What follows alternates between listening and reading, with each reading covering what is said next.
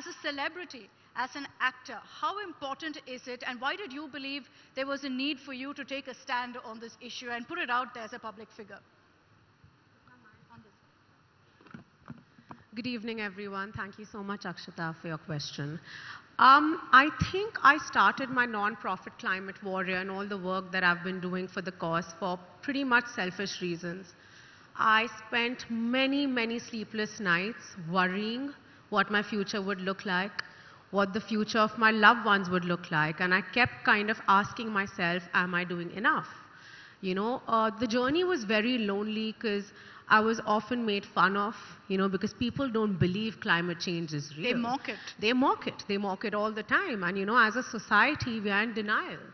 And I just didn't know what to do. And then I realized that, okay, I am at a place where I have enough people that are going to listen to me, and I need to make better use of being an actor, of being a person in power, and that's exactly what I did.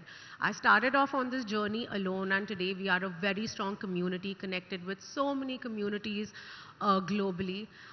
It's not a lonely journey anymore. It's tough for sure because there's so much that we need to do. Like, you know, there is so much that we ignore. We human beings just have the ability to live a complacent life. And with Climate Warrior, that's exactly what I want to do. I want to make people uncomfortable with the facts that are around us, the facts that we ignore. We need more awareness, and we need people to fear their future, because it is our responsibility to make sure that the future generations had the same quality of life that we had.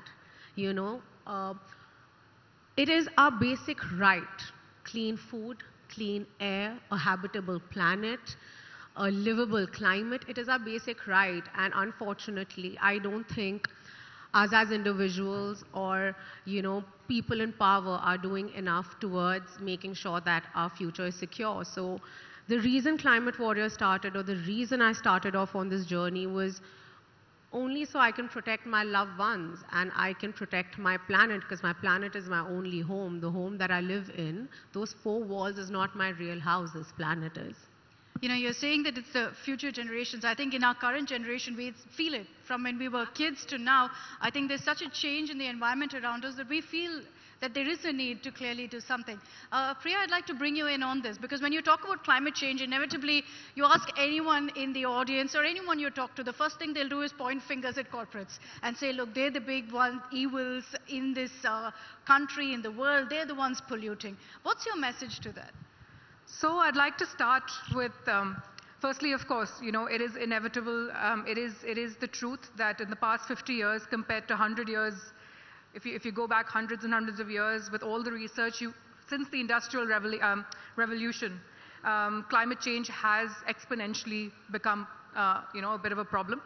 And I think that's why fingers directly get pointed at industrialists. True. But what's really important to note is that we need to find a way where both go hand in hand. You know, without industry, without what we're doing, the world is not going to progress. You know, how are we going to get economic progress without industry? There's development, ensuring development, but also, you know, keeping the environment safe. Absolutely, and it's all about, you know, what industry.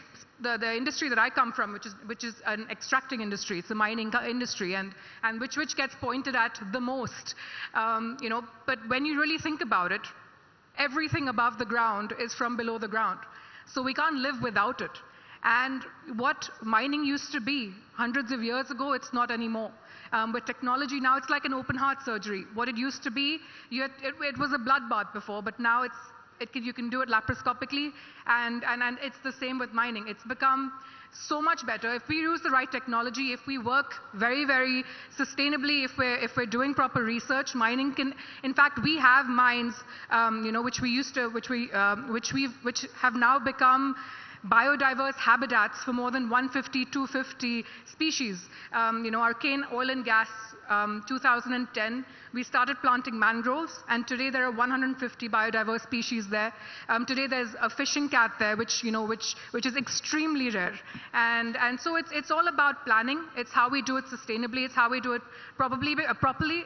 You know, we need to make sure there's economic progress as well, and we need to make sure we're taking care of the environment. And that's why it's so much more important for me to be be aware of this, and so much more important for individuals like us in industry to be aware and make sure we're doing it right.